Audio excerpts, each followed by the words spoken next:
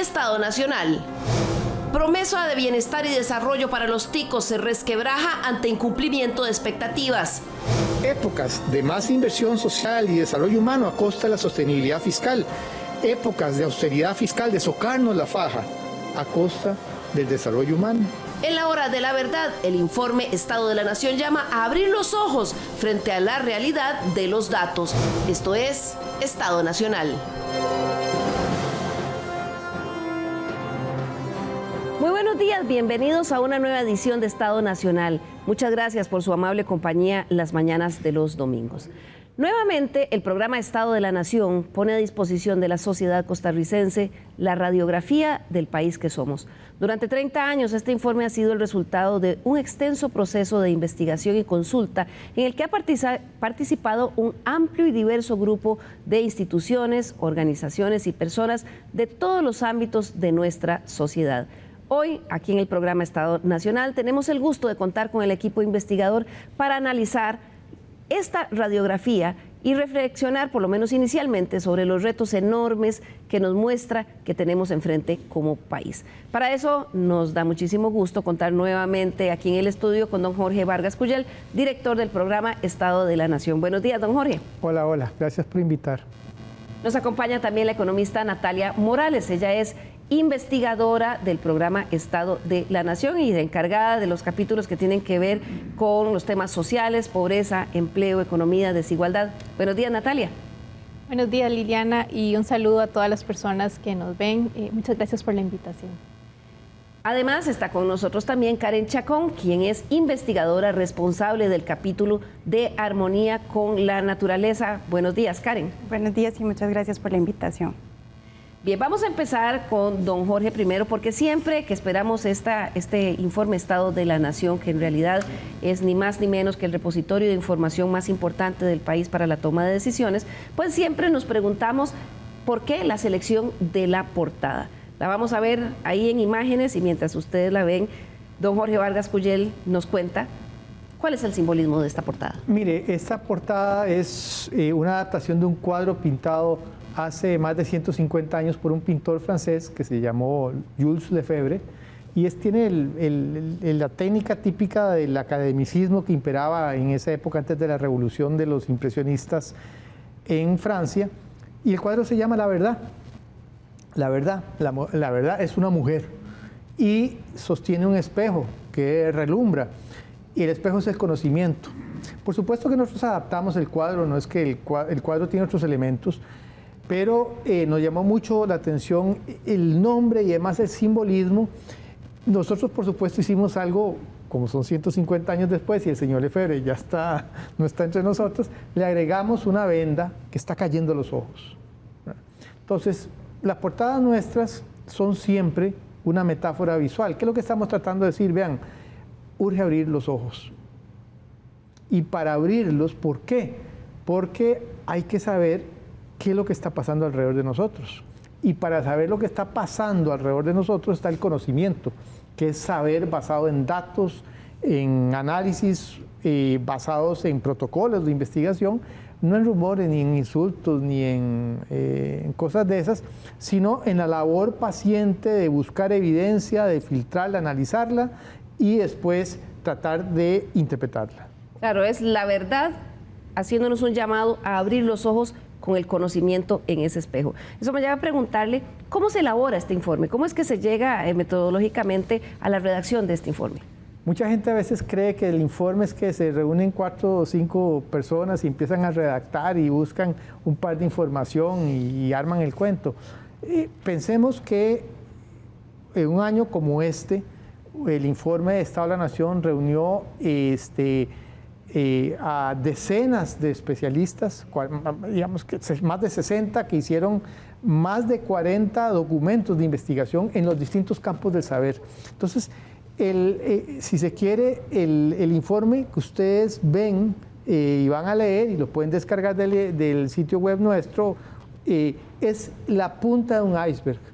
Abajo hay decenas de investigadores, hay decenas de estudios especializados que se articulan y además antes de que salga nos sentamos a hablar con en este año alrededor de 300 personas que nos dicen, vean, no me gusta lo que ustedes están, porque este dato, esta manera que están interpretando, de tal manera que el informe es también investigación y con diálogo social a la par. Eso no hace que usted no se vaya a equivocar y usted de pronto diga, caramba, esto lo pudo haber dicho mejor, pero sí asegura que usted logra reducir los errores debido a, digamos, sus prejuicios o encontrar datos que no son tan buenos, porque siempre hay alguien que le diga, no, vea, busque esa fuente. Finalmente, el informe tiene, y en eso Natalia tiene una red de fuentes de información institucional muy amplia, estamos hablando de más de 100 fuentes de información que nos alimentan, más lo que nosotros también nos hemos convertido nosotros en fuentes de investigación. Claro, y es un informe que siempre esperamos por su importancia, pero además, Jorge, este no es cualquier informe. Son 30 años y hacen ustedes una retrospectiva de la sociedad que éramos hace 30 años y a donde estamos hoy. Y vamos a empezar haciendo un pequeño recorrido por algunas de las cosas que ustedes señalan. La primera, evidentemente somos un país más grande, una población más grande. Entonces tenemos, desde 1993 hasta la fecha, hemos crecido muchísimo. Una de las particularidades, por ejemplo, es que somos una sociedad que envejece, y lo vemos ahí en el cuadro. Mientras que en 1992 los adultos mayores, o las personas de más de 65 años, ¿es verdad? Sí. Eran 5%. Esto es lo que nos ha pasado y es un cambio demográfico muy importante, Jorge. Y va a ser todavía mayor dentro de unos 20 años, donde casi una cuarta parte de la población va a tener 65 años o más, entre ellos yo, si llego, ¿verdad? Pero entonces ese es un cambio tan rápido, en tan pocos decenios, que cambia completamente las reglas de cómo tenemos que producir, de cómo tenemos que criar a las personas. Entonces, sí, éramos 3 millones, 3.2 en el año 94, hoy somos 5 billones. Éramos una sociedad bastante todavía rural, menos de la mitad de la gente vivía en el campo, hoy en día casi 3/4 partes de la población vive en ciudades, y solo en el gran área metropolitana vive tanta gente como todo Costa Rica en el año 93. Entonces, es una sociedad que ha cambiado enormemente. Claro, también es una sociedad que es más desigual. Veamos el gráfico. En 1993, el coeficiente de Gini se encontraba ahí donde vemos en lo azul, 0.45, y para el 2023 en 0.50. Recordémosle a los costarricenses qué es el coeficiente de Gini y por qué eso también es importante de señalarlo. Sí, tiene un nombre fatal, ¿verdad? Como enfermedad, ¿verdad? Coeficiente de Gini. Pero vea, hay mucha matemática detrás, pero hay que saber poquitas cosas para empezar a interpretarlo. Primero, la cosa se mueve entre 0 y 1. Si está más cercano a 1, está peor. Es más desigual una sociedad. Entre más cercana a 0 es más igualitaria. Segunda cosa que hay que saber, que las sociedades oscilan entre 0.30 y 0.60. Voy a pedirle al productor que lo ponga de nuevo para que usted nos diga todo. 0.30 son las más equitativas y 0.60 y más las que ya están realmente muy desiguales. Y que la línea, como para decir, de fuera de juego, o sea, de que usted realmente está teniendo un problema de desigualdad muy importante es 0.50. Y con todos esos elementos, Costa Rica se movió hacia la línea de 0.50. Por supuesto, año a año hay oscilaciones, a veces sube, a veces baja, pero persistentemente hemos estado alrededor de ese umbral desde principio de siglo. Claro, y otra cosa de las que ustedes señalan en ese recorrido de 30 años es que tenemos una economía más sofisticada, que se amplió muchísimo al mercado exportador, pero que eso no necesariamente ha significado que todas las personas aumenten sus ingresos. Sí, eso es una cosa que yo creo que vamos a tener que hablar con más calma ahora en el curso de la conversación, porque, vea, nosotros, digamos, la población de Costa Rica no se duplicó, pasamos de 3 a 5, pero la producción se multiplicó por 4. O sea, hoy cada persona en Costa Rica que trabaja produce mucho más que lo que producía una persona hace 30, 40 años. Multiplicar por 4 es muy importante, especialmente cuando usted se da cuenta que no fue por la vía fácil de que usted hace un hueco en el suelo y sale petróleo, y trae oro o diamante, nada de eso, que a muchos países sin hacer mucha cosa les resuelve que todos los días alguien va sacando cosas del suelo. Nosotros multiplicamos esa economía y las exportaciones todavía más, por 8 veces, sin petróleo ni minería ni nada. O sea, la pellejeamos en serio. O sea, es muy meritorio ese aumento, ese incremento en el tamaño de la economía y de las exportaciones. Y además nos volvimos una sociedad de servicios. Pasamos de ser una economía agroexportadora, café, banano, ganado, caña, que es lo que exportamos, y alguna maquila industrial, hoy en día una economía de servicios, de muchos servicios especializados, de valor agregado. Pero sofisticada. Mucho más sofisticada. Entonces es un cambio, es que se dice fácil. A nosotros nos parece mucho porque yo en esa época veo para atrás y digo, ay, puchi, yo tenía como 30 años, ¿verdad? Y ahora ya me hizo un roquillo. Pero en términos del tiempo de una sociedad, esos 30 años no son nada. Sí, es un periodo, un lapso corto, pequeño. Es un cambio drástico. Ahora, en este recorrido de esos 30 años que hacen ustedes, antes de empezar con el análisis, pues ponen ustedes, o les sirve para poner en la mesa el tema del estilo de desarrollo que elegimos como país y una serie de apuestas por las que este país decidió irse con la promesa de un contrato social. Esa es la estructura del Estado de la Nación. Ahora vamos a ver del informe del Estado de la Nación cada una de esas apuestas. Pero ¿por qué eso era relevante, Jorge? Mire, vamos a ver, suena como muy rembombante, estilo de desarrollo, contrato social. Bajémoslo al piso. ¿Qué es el estilo de desarrollo? Es el rumbo del país, el rumbo que usted escogió para el país. Llamémosle ese estilo porque implica una manera de hacer cosas. Podría haber otras maneras, pero nosotros escogimos una ruta.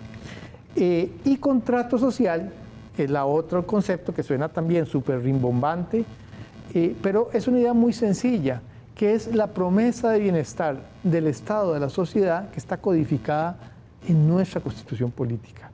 Son esas normas que dicen lo que somos y queremos ser, ¿verdad? Y que todos, familias, empresas, ciudadanía y gobierno, estamos obligados a respetar. Entonces, ese rumbo, ese estilo, es el medio para llegar a ese contrato, a cumplirlo.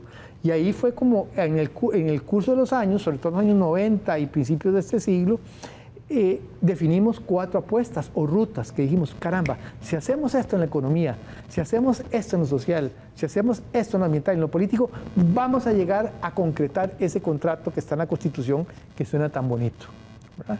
Y ahí es donde nosotros aprovechando esta, digamos, la visión que uno tiene de ver 30 años atrás, dijimos, ¿y cuál fue el rumbo? ¿Y para qué ese rumbo? ¿Qué es lo que queríamos hacer? ¿Y lo logramos o no logramos? ¿O cuánto lo logramos? Porque las cosas nunca son blanco y negro.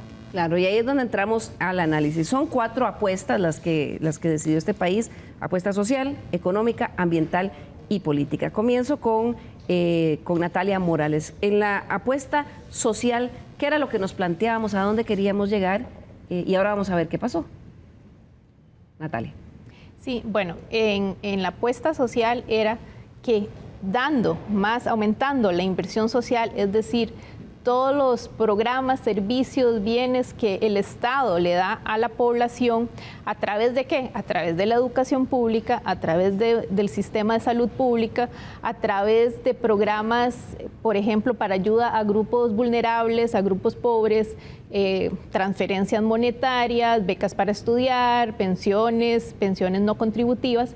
A través de toda esa inversión íbamos a lograr un desarrollo del país y vamos a lograr tener un capital humano acorde al estilo, digamos, o a la apuesta económica que estábamos teniendo. Claro, y ahí ustedes analizan que, bueno, sí, se hicieron cosas buenas. Vemos, la inversión social pasó, como lo vemos en este cuadro, en el año de 1984 al 2003. Lo cierto es que sí hubo, Natalia, un aumento en la inversión social. Sí, aquí voy a retrocederme un poquito, ¿verdad? Para contar la historia de la inversión social y por qué lo que estamos haciendo hoy es importante y qué lección aprendimos, sobre todo, de cómo manejamos el problema fiscal de los años 80. A inicios de los años 80, el país tenía una inversión importante en lo social.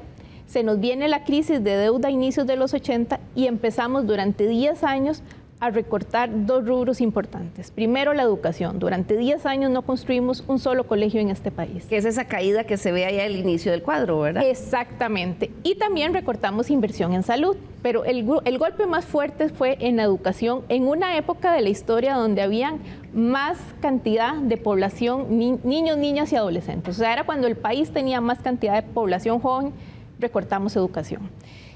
¿Qué resultado tuvimos? Bueno, mucha de esa población es la que hoy supera los 40 años y que están en condiciones de pobreza, que no lograron, no adquirieron las destrezas para que en su edad adulta tuvieran acceso a un buen empleo. Entonces, nos tomó casi 20 años recuperar los niveles de inversión social per cápita que teníamos a inicios de los años 80. A partir del presente siglo hicimos un esfuerzo importante, recuperamos, y ya no solo recuperamos, sino expandimos de manera importante la inversión social, sobre todo aumentando la inversión en educación. Se acordarán cuando probamos el 8% del PIB, nunca lo cumplimos, por cierto, pero llegamos superamos el 7%. Y invertimos mucho también en las políticas focalizadas de combate a la pobreza, en políticas asistenciales, en becas para estudiar, red de cuido, por ejemplo, transferencias, bonos de vivienda, y esa inversión tuvo un auge, sobre todo en la segunda mitad del siglo XXI. Voy a pedirle a nuestro productor que nos ponga el otro cuadro de nuevo, el mismo cuadro que teníamos anteriormente, para ver de verdad cómo eso que dice Natalia es cierto, un repunte ahí, y es clarísimo en la gráfica que la inversión social tuvo ese repunte, tuvo ese auge, y entonces ahí es donde ustedes hablan que sí se hizo, digamos, logramos el país, como país, un logro en esa apuesta social. Exacto, pero no pensamos en cómo íbamos a financiar esa inversión social. O sea, y aquí es importante porque el país tiene entonces esos ciclos donde tenemos expansión, por ejemplo, de la inversión social y de otro gasto público, inversión en infraestructura, por ejemplo, pero eso nos genera un desequilibrio en las finanzas públicas, y entonces cuando nos damos cuenta que estamos gastando muchísimo más de los ingresos que tenemos, nos ajustamos nuevamente la faja y entonces volvemos a empezar a recortar. Claro, pero si vemos, Natalia, en el próximo cuadro, a pesar de esa inversión social y eso tan bueno que hicimos con esa apuesta social, lo cierto es que la quinta parte de los hogares continuaron en pobreza.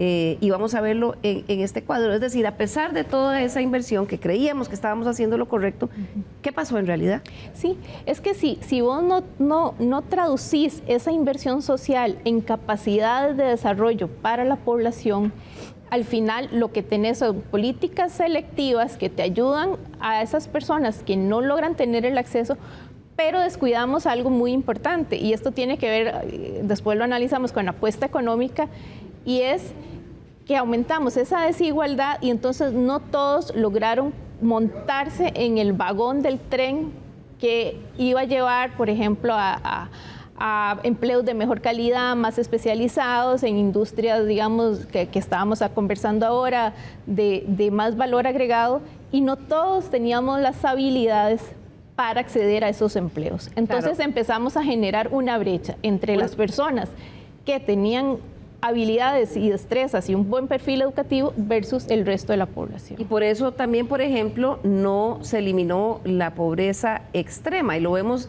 en el siguiente cuadro. ¿Qué pasó a pesar de toda esa inversión social que hicimos? Pues no se logró esa eliminación de pobreza. No, exacto. O sea, seguimos, el país tiene, como vemos en la gráfica, casi 30 años de tener alrededor entre un 5 y un 6% de los hogares del país en condiciones de pobreza extrema. O sea, son hogares que no tienen los ingresos suficientes ni siquiera para comer 3 veces al día, o sea, para satisfacer sus necesidades alimentarias. Y uno puede ver la cifra y puede decir, bueno, 6%, pero detrás de eso hay personas, hay hogares, y eso significa, por el crecimiento de la población que comentábamos hace un ratito, que eso se traduce en más personas en condiciones de pobreza y pobreza extrema. Con un agravante, Liliana, en los últimos 10 años, uno de los grupos que más ha crecido dentro de los estratos en condiciones de pobreza son los niños, niñas y adolescentes, pero sobre todo esa primera infancia y la niñez está creciendo en hogares con muchas privaciones materiales. Claro, y esto nos lleva a lo que mencionabas antes, de que ese punto ciego en esa apuesta fue que no supimos cómo sostener eso. Y hay lo que ustedes llaman un ciclo perverso, que vamos a verlo ahora, y que a mí me encantó la forma gráfica en que ustedes lo hicieron, que es esos dos globitos de ese ciclo perverso en el que hemos estado. Exacto. Entonces, cuando tenemos, por ejemplo, épocas de expansión de la inversión social, eso se traduce en más desarrollo humano, pero es insostenible. O sea, al final aumentamos la inversión social a costa de la sostenibilidad fiscal. Entonces, cuando queremos hacer el ajuste fiscal porque estamos gastando más de lo que tenemos, se desinfla el globito de la inversión social, la inversión en desarrollo, y es un círculo perverso porque detrás de eso hay personas que no logran tener acceso a un sistema de salud pública, que no logran tener acceso a educación pública de calidad, que no logran vivir en una infraestructura con acceso a servicios básicos de calidad, con agua potable, y todo eso se traduce entonces en una exclusión en grupos que realmente no están viendo los beneficios de ese crecimiento económico que comentábamos. Claro. Por otro lado está la apuesta económica. ¿En qué consistió y cómo analizan ustedes que lo hizo el país en estos 30 años? Sí, la apuesta económica fue apostarle a una economía que fuera más especializada, a incentivar, por ejemplo, la inversión extranjera, la atracción de zonas francas, la inversión en servicios más especializados. Y eso lo hicimos muy bien, hicimos una institucionalidad bastante robusta que apoyó todo ese sistema, pero se nos olvidó dos cosas. Primero, que no es tan fácil transformar toda la economía en ese sector. Entonces, por ejemplo, hoy tenemos dos motores de un avión, por ejemplo, uno que es un motor pequeñito, pero que tiene mucha potencia. Vamos a verlo ahí, que es el gráfico que ustedes planteaban en la presentación que hicieron, de que el crecimiento económico ha sido desigual, a pesar de esa apuesta que hicimos para tener ese norte como país. En realidad ha habido dos motores, Natalia. Exacto. Entonces, el que vemos en celeste es el que más ha crecido, el régimen especial, zonas francas, todo lo que está relacionado con la industria de alta tecnología, dispositivos médicos. El 90% de este régimen especial está concentrado en la gran área metropolitana, en el Valle Central. El resto se llama régimen definitivo, que es básicamente las actividades para el mercado interno, todo lo que tiene que ver con el agro, con la industria más tradicional, con el comercio, con los servicios no especializados, el sector público, por ejemplo, todo eso entra dentro de ese régimen, digamos, más tradicional. ¿Cuál es el problema? Que ese régimen definitivo, el régimen más tradicional, acapara el 86% de la producción y el 89% del empleo. Vamos a verlo en la siguiente gráfica, porque es lo que ustedes dicen, es que precisamente ese motor apagado es el más grande que tenemos a nivel nacional. Exacto. Entonces, ¿qué implicaciones tiene esto? Que sí tenemos un motor que es el que está jalando esa economía y nos está haciendo crecer, por ejemplo, en promedio un 5% en el año 2023, pero eso no se traduce en más fuentes de empleo. ¿Por qué? Porque no todo el mundo tiene las habilidades, no toda la población que está buscando trabajo tiene las habilidades para trabajar en una zona franca, en la industria especializada, por ejemplo, no habla un segundo idioma, no domina la tecnología, y además el país en general concentra buena parte de esta población aquí en el Valle Central. Entonces, es una apuesta económica concentrada en el centro del país, pero donde por ejemplo, para llevarle producción, no es lo mismo la política que usted le lleva a Guanacaste que la que le lleva a la zona sur, a Limón, a la zona norte, son muy distintas, y eso es lo que como país hemos fallado. Claro, porque por más bueno que sea, Jorge, tener ese motor de la economía encendido y pujante, ese sector de zonas francas, si solo está el peso que tiene sobre el empleo al año 2022 es de solo el 11%, pues en realidad, claro que es un punto ciego, como ustedes dicen, sí. Y por eso la gente dice, bueno, es que no me ha resuelto esta apuesta económica. Mira, cuando usted analiza crecimiento económico y generación de empleo, y usted ve crecimiento económico y generación de empleo para la gente que tiene colegio o más, universidad, fueron de la mano en 30 años. Y cuando usted mete el empleo para la población no calificada, no solo no creció, sino que a veces se destruyó. Pero el problema es que la población no calificada, por lo que explicaba Natalia, es la mayoría. Entonces fuimos creando esas enormes brechas y ahí está ¿a dónde estuvo el gran cortocircuito? Que lo apreciamos ya hace más de 15 o 20 años que venimos diciéndolo. En el empleo, en creer, esa creencia de que con solo las exportaciones la locomotora iba a jalar el vagón. El problema es que la locomotora jaló solo con un par de vagones y el resto del tren se quedó atrás. Y lo peor es, como ustedes mencionaban, que los vi esta semana diciendo también que además, aunque esos son los 2 vagones que están jalando, pues no aportan mucho a esa sostenibilidad fiscal de la que hablaba Natalia, porque están exonerados. Correcto. Entonces, fíjense ustedes, y ahí ligo lo que Natalia explicaba, la apuesta social y la apuesta económica. Aumentamos la inversión social, pero creímos que la inversión social iba a ser capaz de dar lo que el mercado de trabajo no estaba dando, que era empleos bien pagos para la mayoría de la gente. Y eso no es posible porque en Costa Rica típicamente el 80% de los ingresos que recibe un hogar vienen del mercado de trabajo. Entonces, la política social hizo en general bien, pudo haberse lo mejor, pero usted no puede, con el cachito que le resta, no le puede sustituir el 80% que el mercado no le está dando. Entonces, esas creencias es donde vienen los puntos ciegos. ¿Qué es un punto ciego? Es un problema no anticipado. Usted cree tal cosa y de pronto dice, oh, caramba, no había previsto eso. Punto ciego es un problema no anticipado que resta potencial o posibilidad de alcanzar lo que usted quiere, pero además se agrava cuando usted se da cuenta y no hace nada o no hace mayor cosa. Es como cuando usted tiene una gotera en la casa. Caramba, se dio cuenta de la gotera. Y no la deja correr ahí hasta que se convierta en una catarata. Exactamente, y le friegue el techo. Entonces, ese punto ciego que nosotros hicimos, cada una de las apuestas nuestras tuvo un punto ciego. No es que hicieron de ahora, de pronto dijeron, uy, mira, de esos estados de la nación acaban de descubrir. No, hace 10 años les dijimos al país, hay puntos ciegos, se está desgastando los fundamentos del estilo de desarrollo. 10 años pasaron y ahora estamos en una situación más compleja. Sí, digamos, no solo no se hizo nada, sino que además en temas de recorte en inversión social, por ejemplo, en educación y en salud, estamos peor, Jorge. Se ha agravado. Y además en un momento demográfico que hay un punto que Natalia hizo que es tremendamente importante.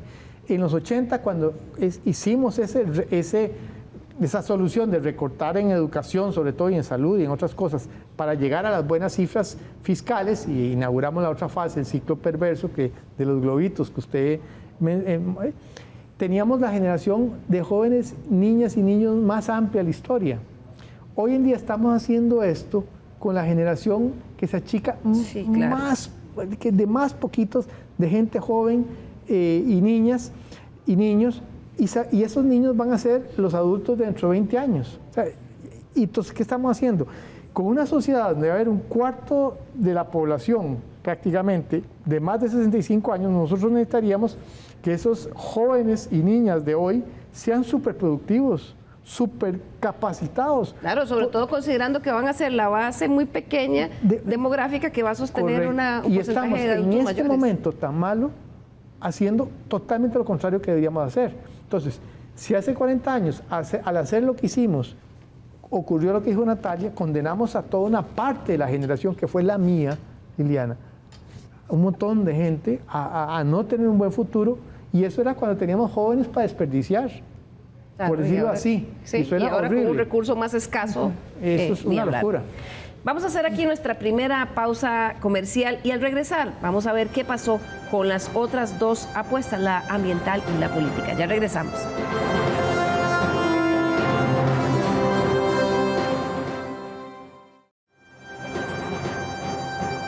Recuerden nuestro correo l.carranza@teletica.com. Nos interesa mucho conocer su opinión, críticas y sugerencias de temas para discutir aquí en la Mesa de Estado Nacional. Recuerde además que tenemos nuestro número de WhatsApp de Estado Nacional, 64241777. También tiene el código QR ahí, puede ingresar y con eso usted puede también unirse a la conversación de lo que dicen aquí nuestros expertos.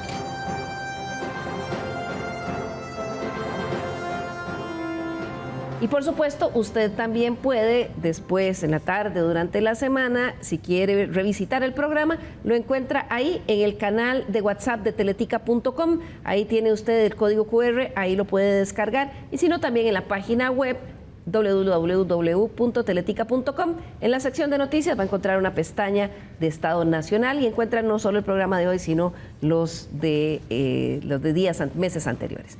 Gracias por continuar con nosotros. Hoy que damos un primer vistazo al informe Estado de la Nación 2024, 30 aniversario de tener este insumo de estadísticas, de estudios, de análisis de lo que nos pasa como país.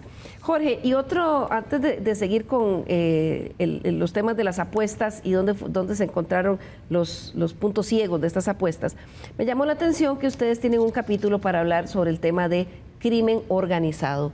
Que por supuesto en medio de un ambiente con todos estos recortes en la inversión social, esta expectativa de un contrato social que no terminó de llenar las expectativas de la gente, pues es un elemento más que viene a agravar la situación de la sociedad costarricense. Sí, este año dedicamos el capítulo especial, como usted dice, al tema de la violencia homicida, pero en particular del crimen asociado a la delincuencia organizada. En particular, que es un tipo especial de criminalidad, y además cada uno de los capítulos regulares del informe trató este tema, desde el ángulo de la equidad social, desde el ángulo del ambiente, desde el ángulo económico y político, y hicieron estudios especiales. Ahora, ¿por qué lo hicimos?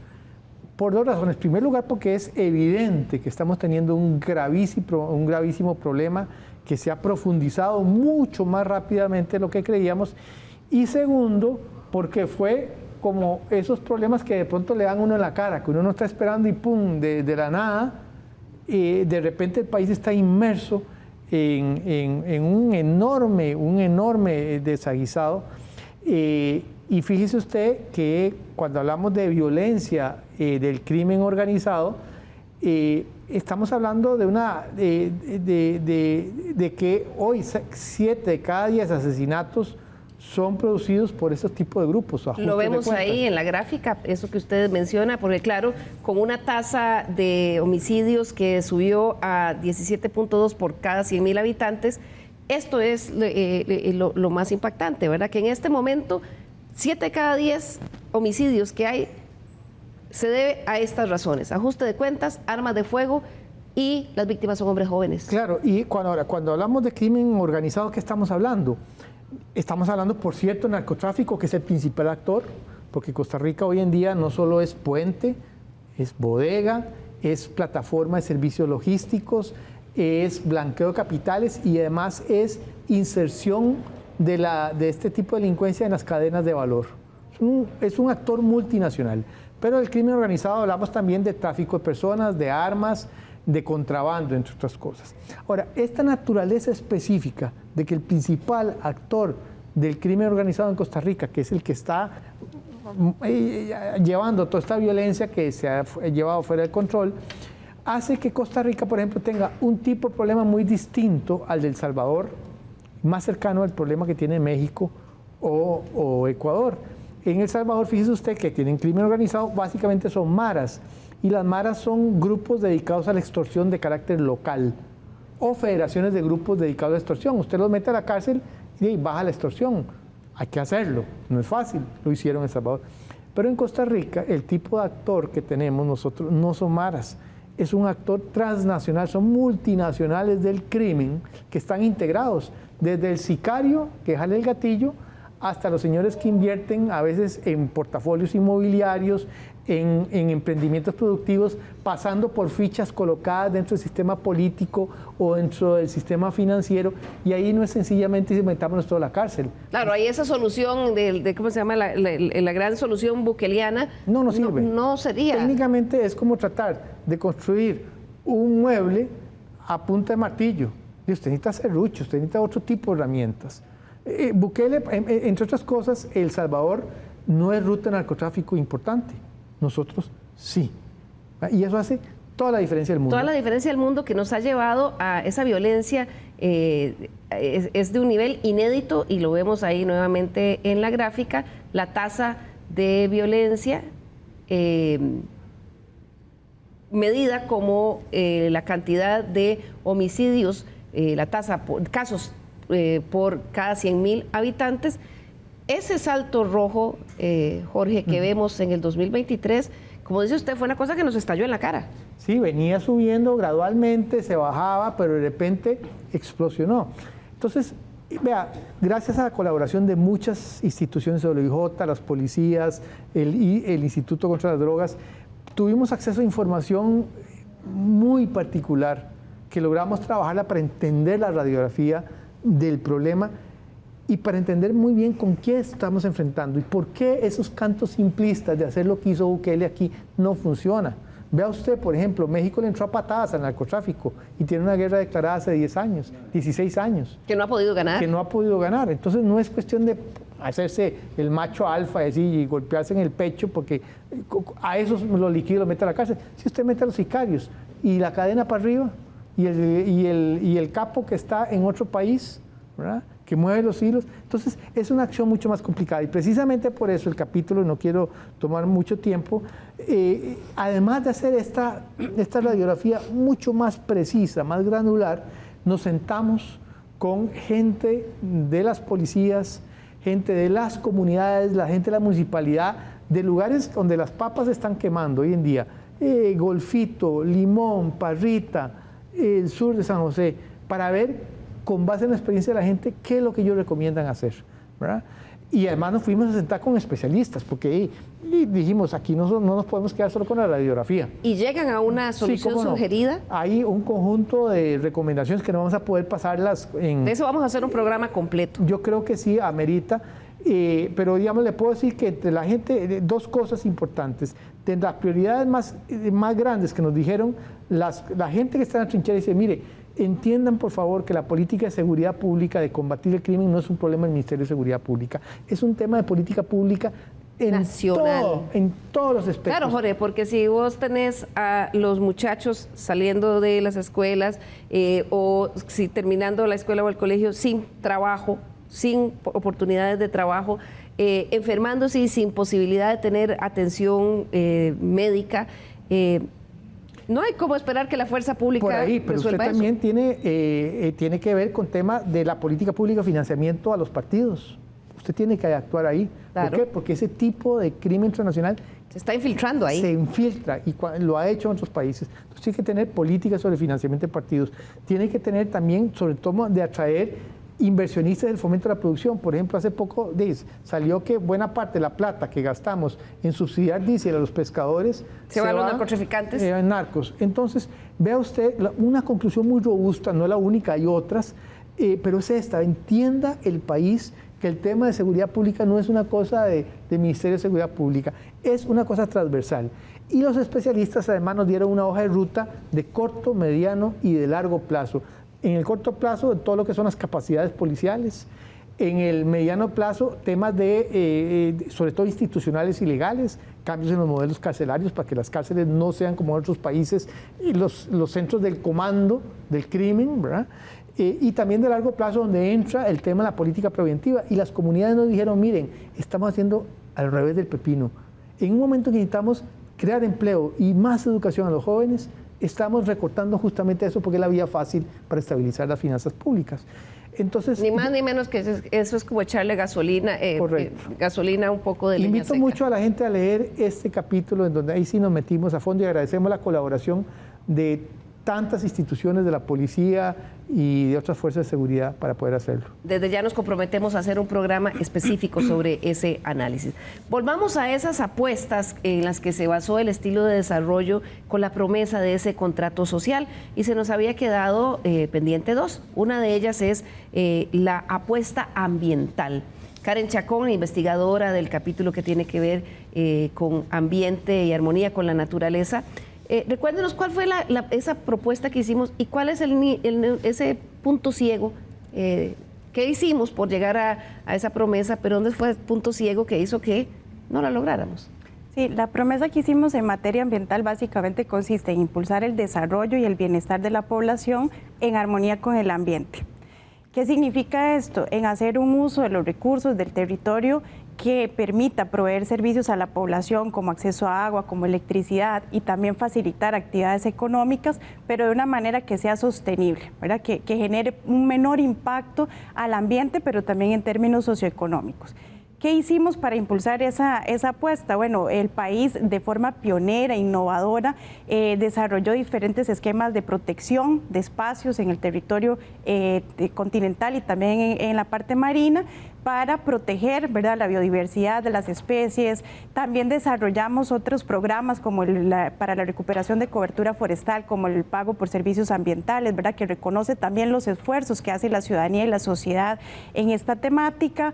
Generamos un amplio marco normativo e institucional, ¿verdad?, y una amplia legislación que crea instituciones también, que establece obligaciones y que reconoce también derechos y deberes que tienen la población, ¿verdad?, asociados a todos estos elementos. Entonces, es decir, creamos o impulsamos un conjunto de activos justamente pensados, ¿verdad?, que han dado buenos resultados. Por ejemplo, hoy el país tiene una cobertura de casi una cuarta parte del territorio terrestre bajo algún esquema de protección, parques nacionales, refugios. Hoy también, además, con un salto significativo que dimos a partir del 2021, un 30% del territorio marino también bajo algún esquema de protección.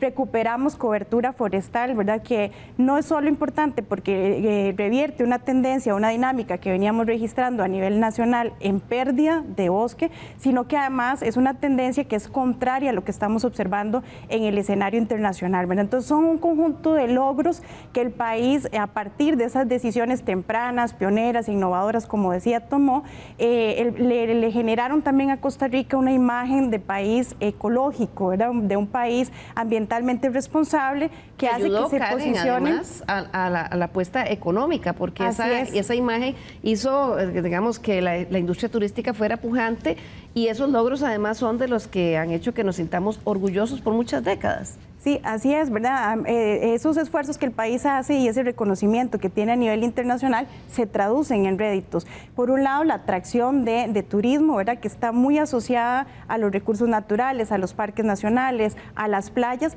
pero también la atracción de inversión extranjera directa, de flujos de cooperación internacional asociados a muchos proyectos ambientales que se desarrollan en el país, el reconocimiento que se traduce también en premios económicos, ¿verdad?, dinero que el país recibe también para generar otras inversiones en esta materia, ¿verdad? Entonces, eso tiene réditos que también se traducen a otros niveles, ¿verdad? Por ejemplo, un estudio que se hizo hace algunos años demostraba que justamente las personas que viven alrededor de los parques nacionales perciben salarios que son superiores a los que tienen personas con un perfil muy similar, pero que están más alejadas de estas zonas, ¿verdad? Entonces, esos esfuerzos y esta apuesta que hace Costa Rica de forma además temprana también, en efecto, ha tenido réditos importantes. Claro, sin embargo, ahí también identifican ustedes un punto ciego, y es el hecho de que si nos comparamos con hace 30 años, hoy día ambientalmente somos menos sostenibles. Y quiero que usted nos explique este cuadro, esto del déficit ecológico. ¿Qué es eso?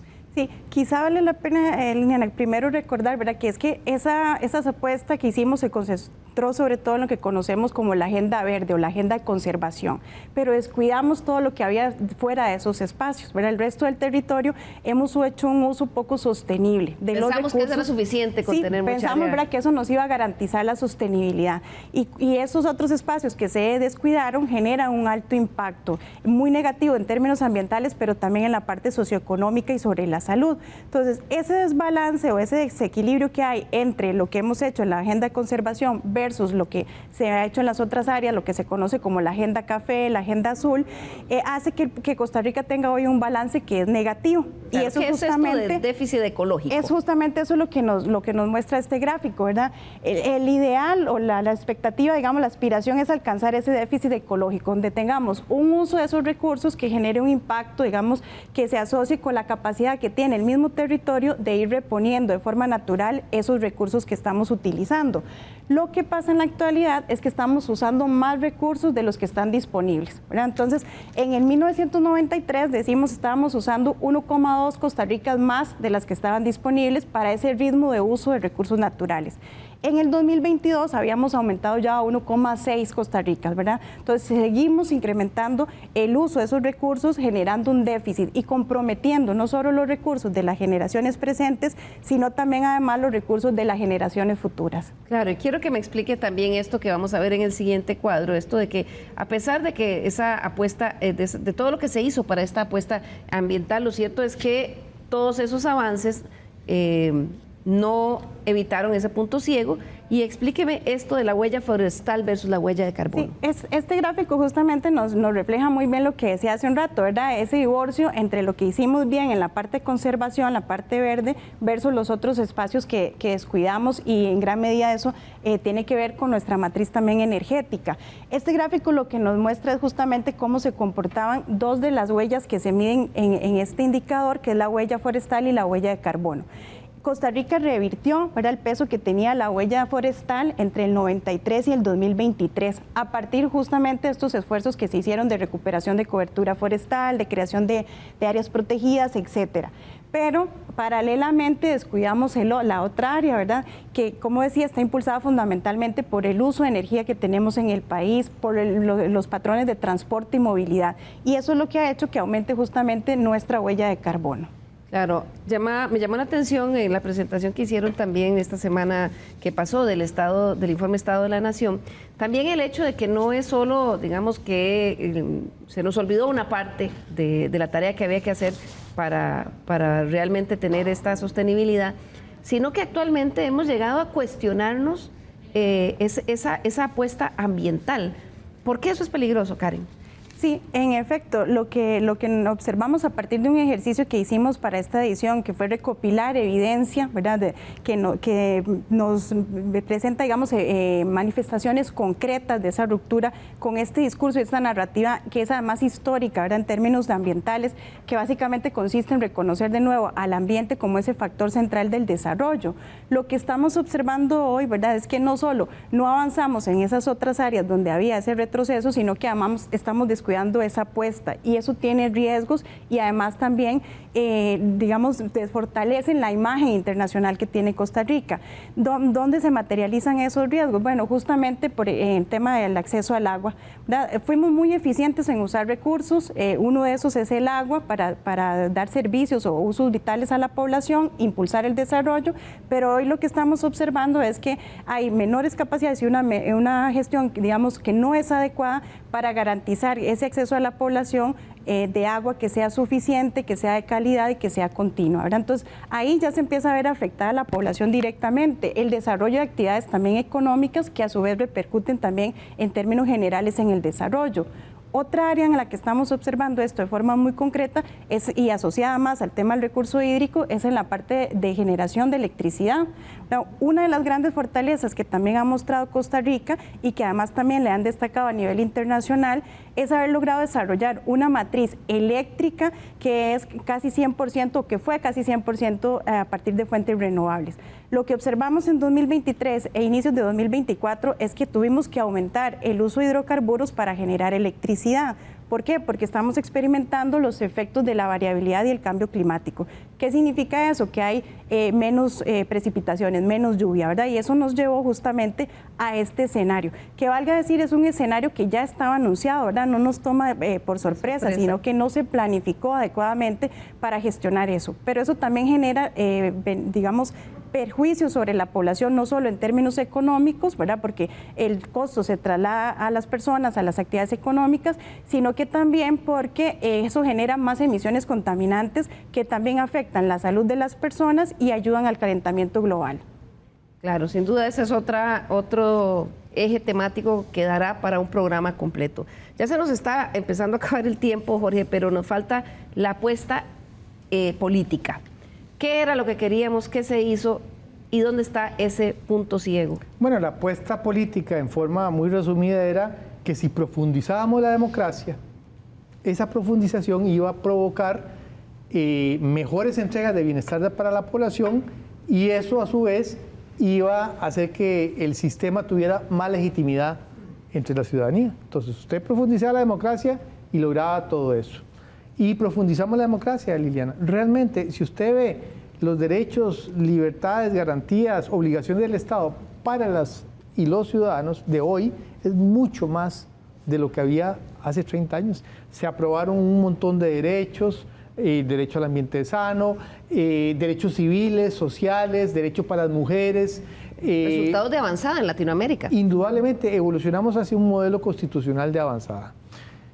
Pero o sea, no es que no tomamos en serio, no la tomamos en serio. O sea, hicimos eso. ¿Cuál fue el punto ciego? Bueno, el punto ciego fue creer que eso era suficiente para lograr mejores entregas de bienestar. ¿Y a dónde estuvo el cortocircuito? El cortocircuito estuvo en que no asignamos más presupuesto para poder ejercitar esos derechos, había una factura que pagar y se conecta con lo que decía Natalia hace un rato, es decir, no nos preocupamos de dónde iba a salir la plata.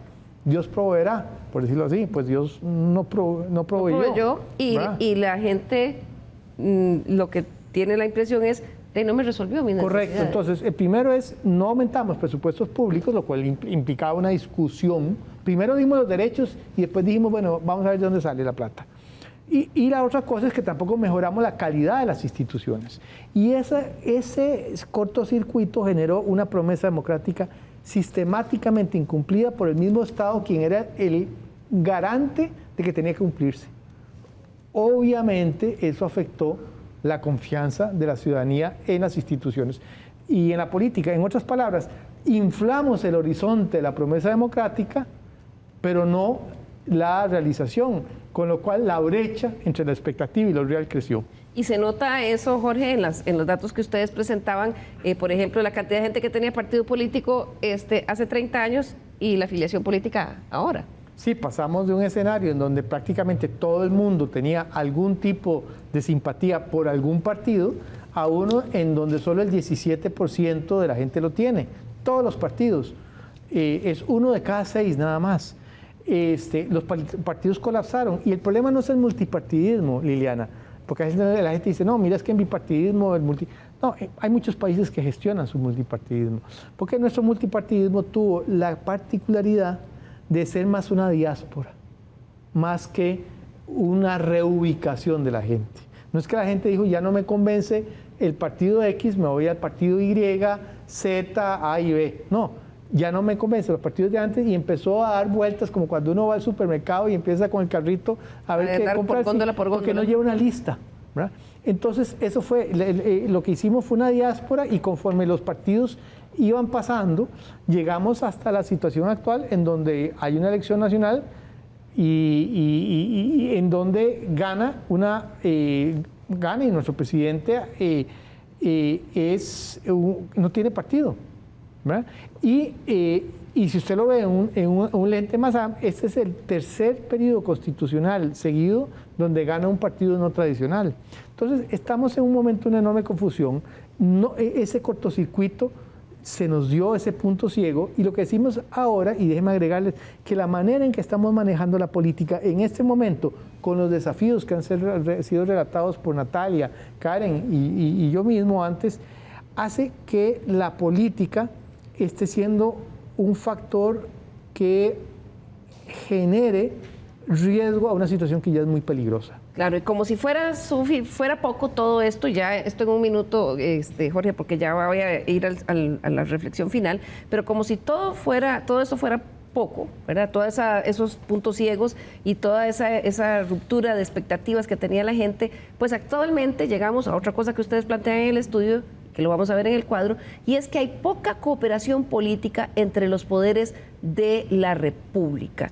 Y eso, Jorge, dicen ustedes, obstruye la atención de los desafíos que tiene los ticos. Sí, ¿por qué? De forma muy sucinta, tenemos poco tiempo, pero a diferencia de otros países de América Latina, en donde las constituciones dan un montón de poderes y el poder ejecutivo es el que manda y arrincona a los dos, aquí los constituyentes del 49 dijeron, no, aquí para que nadie se come el mandado, vamos a espolvorear el poder entre los distintos poderes y vamos a obligarlos a cooperar para la gestión pública. Eso fue el diseño. Y la gente dice, ay, qué barbaridad, que está malo. Mire, América Latina entera se fue por el presidencialismo fuerte y le fue pésimo. Sí, no ha resuelto los problemas. Más bien a nosotros y a Uruguay, que tenemos presidencialismos muy acotados, muy poco fuertes, nos fue mucho mejor. Pero todo depende, es un sistema en que, como dicen, ahí les dejo, resuelvan esto, cooperen. Apáñense ustedes. Exacto, cooperen, si cooperan en ciertas cosas hay resultados, si no cooperan no hay resultados. Y lo que estamos viendo ahora es que estamos en un sistema político en donde todo el mundo se grita, todo el mundo confronta, todo el mundo se insulta, se descalifica. pero no hay cooperación para resolver los problemas de fondo y todo el mundo le echa la culpa al otro. No es mi culpa, es el otro. Pero lo cierto o dato objetivo es que no estamos cooperando. Y nada más un punto. Este es el año en todo lo que va del siglo donde menos leyes fueron aprobadas por el Congreso, resultado de la cooperación de 2 o más partidos. Las cifras hablan por sí solas. Se nos acaba el tiempo, voy a pedirles a nuestros invitados una reflexión en 1 minuto o menos. Karen, comienzo con usted.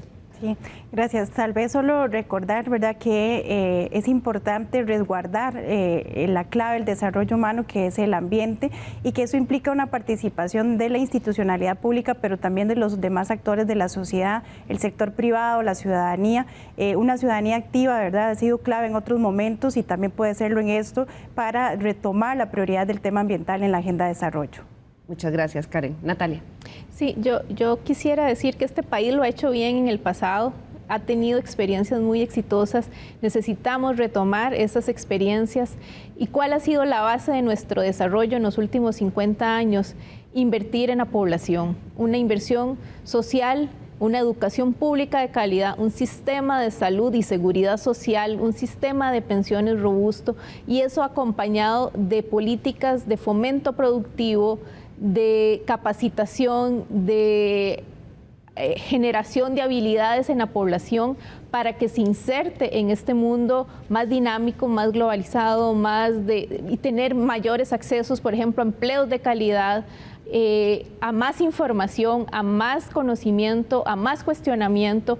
Entonces, invertir en la población es invertir en el futuro de este país. Descuidar la niñez y adolescencia en este momento de la historia nos puede salir muy caro al cabo de una década. Así es. Jorge, tu minuto final. Caramba, mire, yo diría lo siguiente, Costa Rica atraviesa por una fase muy peligrosa, que mal manejado puede poner en riesgo logros históricos de su desarrollo humano y la democracia. 2026 va a ser la última oportunidad que tendremos la ciudadanía para enmendar el rumbo nacional en esta década. Ahora, tenemos los partidos que tenemos, no nos podemos inventar en 3 meses nuevos partidos, no va a parecer. Ojalá que en algún momento hayan nuevos partidos, pero ¿qué se puede hacer ahora desde el punto de vista de la ciudadanía? Yo creo que lo que sí puede hacer la ciudadanía es plantear ideas, propuestas en temas específicos de cómo salir de la crisis educativa, de cómo salir del tema de seguridad, y plantearse a los partidos, o sea, de la ciudadanía a los partidos. Pues si esperamos a que estos partidos piensen, nos vamos a poder quedar vestidos y alborotados. Hay que asumir con responsabilidad nuestro rol de ciudadanos. Quiero agradecerles a los investigadores del Estado de la Nación su participación hoy, pero sobre todo el aporte que hacen a la sociedad. Este documento es de lectura indispensable para quienes estén pensando en ver el futuro del país, así que los invito a verlo en la página web del programa Estado de la Nación. Muchísimas gracias también a ustedes en sus casas por su compañía. Nos vemos el próximo domingo nuevamente aquí en Estado Nacional. Que tengan un bonito día.